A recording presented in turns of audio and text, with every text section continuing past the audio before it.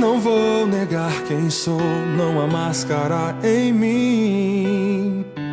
Desde quando te entreguei meu coração, não vale a pena te negar em troca de viver.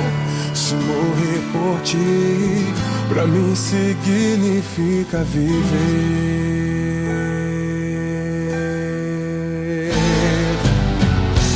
Nada vai interromper minha adoração. Babilônia não habita no meu coração. Nem o fogo vai fazer a aliança que eu tenho com o Senhor.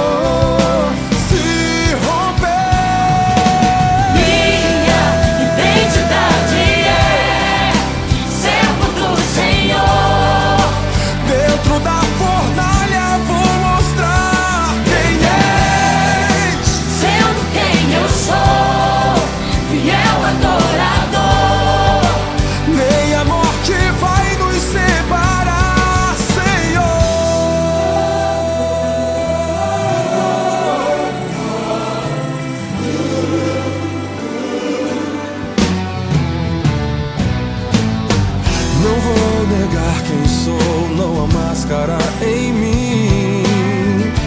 Desde quando te entreguei meu coração, não vale a pena te negar em troca de viver. Se morrer por ti, pra mim significa viver.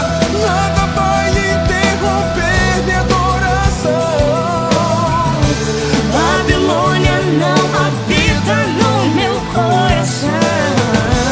Nem o fogo vai fazer a aliança que eu tenho com o Senhor. Se romper, Minha identidade é servo do Senhor. Dentro da fornalha vou mostrar quem és, sendo quem eu sou, fiel adorador. Minha morte vai nos separar, Senhor.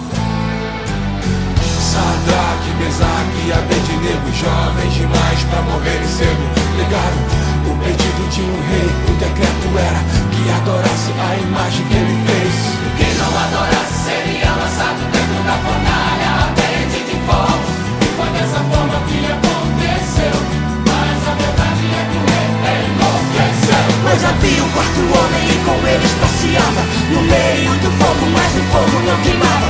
O rei reconheceu que não havia outro Deus.